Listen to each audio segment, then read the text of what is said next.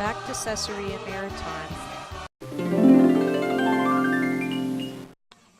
Another entertainment that the king gave to VIPs that he invited to visit him, slaves to fight wild animals.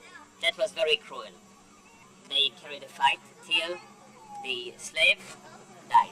They do that here? Here, in time of the Romans, two staircases running down. This is where they kept the animals before the fight. Where? Underneath the stage. Okay. Today, they giving shows here, and instead of animals, they made the rooms downstairs to be wardrobes for entertainers, but they changed costumes. One of the good stories that we have here that is on the New Testament is the story of Herod Agrippa, the son of Herod the Great.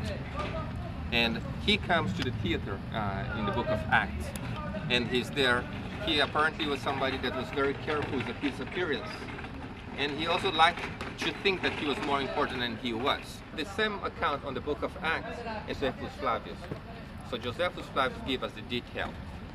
The book of Acts says that an angel touched Herod Agrippa, and he burst, and he was eaten by worms. Josephus, he says that Herod Agrippa planned his appearance in front of the group of the spectators as the sun was rising. And just above the theater, he's coming up from that hole on the ground, totally there, dressed in silver. So he wants to catch the sunrise on his robes and shine in front of the people. And the people, according to Josephus, was chanting, "Speak to us, O God." I bet he loved that too. He loved that. He probably said, "This is the day, this is the day." But that I have made. God had other plans for that. And as he's thinking about what a great day this is going to turn out, and just starting, an owl, that bird, is that how you say it? The bird came flying and sat in one of the robes of the awning over the theater. When from there, his eye catch the bird. And remember, in the Roman mythology, the owl is the bird who brings the bad news. He was so pagan, even though his father was Jewish, he realized that that is bad sign. And Josephus says that he starts shaking and needed to be carried out of the stage. And he could not even speak to people. So now we can refill the story there and see probably the disease that was known at the time, and they did not know that was disease that could kill you, is what is happening in there. Another figure that we have here, Pilate. Until about 15 or 20 years ago, most people that did not believe on the historicity of the Bible, the New Testament, used to think that Pontius Pilate was just a figure, just a name, not really a person. Because nothing other than New Testament has been found for Pilatus. Till we found a rock here in Caesarea that we're going to see next that says this building was built by Pontius Pilate and dedicated to Tiberius. This town is also very important to us because of Paul. This was the port of Israel. So going to Rome and going to the west, you come here and then you go to your missionary journeys or any journeys that you're having.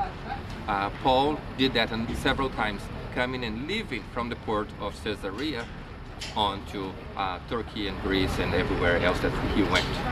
Paul also was in prison here for 2 years. If you've been here before, that was not available. We could not pass through that fence. If you have the governor's palace, then you have the place where Paul probably was in prison. Because normally the prison, the jail is on the palace, just on a lower kind of rooms. So this is what is considered to be today Festus Palace.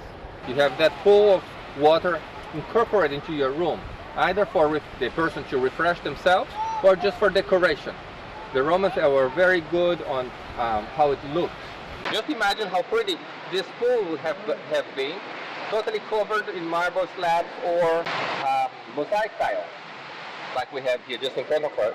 On the second line you have Pontius Pilate, and Pilate, again the V instead of U. The original of this stone is in the Israel Museum in Jerusalem. That's the replica. As we go into the Hippodrome, we pass these very public toilets. Apparently the Romans had no shame in doing their thing. And now that we're in the Hippodrome, I'm not using the zoom so we can get a better perspective of distance. So would the hippodrome go past those bricks there? Yes, goes all the way where the other children are. Way there. Oh, okay. Way down. Hippodrome is where you have the chariot races. Remember Ben-Hur? The walls of that building is on top of the seats. So they're incorporating the seats into their building. So the seats were there first and the building come later. You see on the other side we have the seats going away from us. The same thing should be on this side. So they were not very sea oriented like we are. They put that seat covering the sea here. And in the same way that you have the waves break into the modern water break there, they break into the walls of the hippodrome. And that's why they collapse. The Passion movie was mentioned with Mel Gibson, and then Hananya told us what Pilate was really like. Until him, all the other governors were just happy to let the Jews live their life, and we live our lives and we don't crash. Well, first week in Bauer, Pilate decided to bring the flags of the legions up to Jerusalem. And since the Roman gods were written on the flags, this wasn't acceptable with the Jews. So 5,000 Jews came to the Hippodrome to demonstrate their disapproval. The idea was, take down the flags. We don't want those pagan gods in our holy town. And Pontius Pilate then brings his soldiers, and they all surround on the high parts of the Hippodrome to try to scare the Jewish people that was demonstrating and speak to them on a bullhorn. Either you go back to Jerusalem or cut your necks. And Josephus says that every other person just exposed their necks to the sword. And probably Pontius Pilate said, this will not look good in the Senate. First week in power, and I killed 5,000 of the people that I'm supposed to be looking over. So he went and took down the flags. That was one. Another time, he decided to do the same thing. But now he said, not the flags, but the Roman shields. And again, at night, he brings all the shields and decorates the towers of the walls of Jerusalem with them. The Romans would scratch little pagan names of gods for protection. The Jews knew that those names were there, and now they're hanging on the walls of Jerusalem. Another committee comes down to Caesarea to ask Pilate to take down the shields. And he says, I wish I could, but I dedicate the shields to the emperor. So I cannot take it down. It would be an offense to him, to the emperor. Well, they're already here in Caesarea. They get on a boat, on a ship, and go to Rome and have an interview with the emperor. And apparently was a very good speaker that went, because the emperor wrote a letter and gave it to them to bring to Pilate. So they came, and of course they read the letter on the way. The letter says, Dear Pilate, take down the shield. I don't care. So you see how humiliating that will be?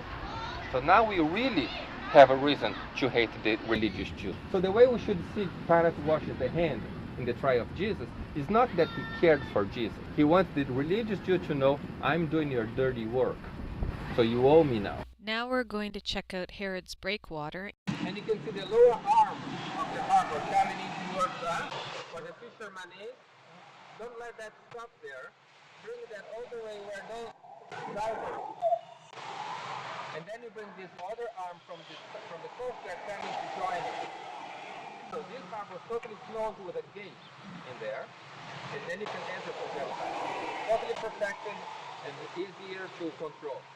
And all the way from there to there, where past the minaret there, and all the way to the buildings there. He means even where we were standing and back to where the rock buildings were, that was all underwater in Herod's day. And there, where we have those big arch rooms, is the sewer room. The Sewage, the underground sewage system that made Caesarea very famous. The tree is growing. It's just covering the sewage part that I wanted to show you, but here you can see a little more. 1.5 meter tubes, archways, underground, draining the water from the toilets, from the houses, from the rainfall into the underground and then going to the sea, designed in a way that when the high tides come up, floods the sewage. So that when the tides goes down, washes it. So washed daily. We don't know how the swimming was in Caesarea, but the sewage was very clean. This is remarkable because Same era. people in Rome are throwing their waste out the window. Pompeii, they're throwing waste out the window. Garbage, toilet waste. The street is a dump.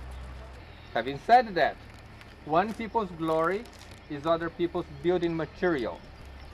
Marble, granite, capitals, column bases, column drums are just used as building material for the Crusaders.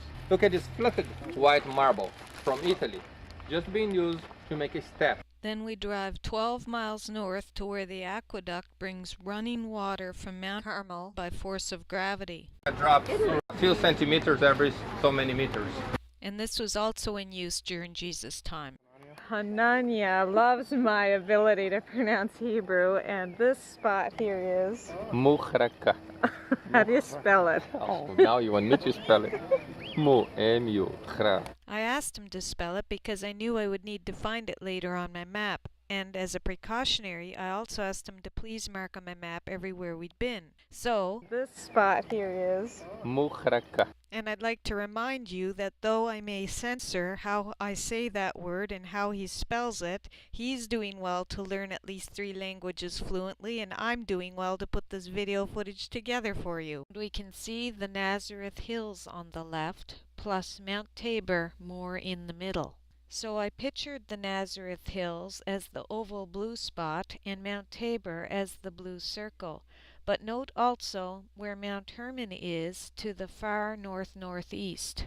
Mount Hermon is the highest mountain in Israel, and so we can see that as well, even though it's so far. Plus we can also see from here Lebanon and the Mediterranean Sea. Summarizing, the heathen luxury at Caesarea Maritima gives us a brief glimpse at the kind of oppression needed to finance it by overtaxing the Jews, and this helps us understand the reason for such intense hatred between the Jews and the Romans during the New Testament era.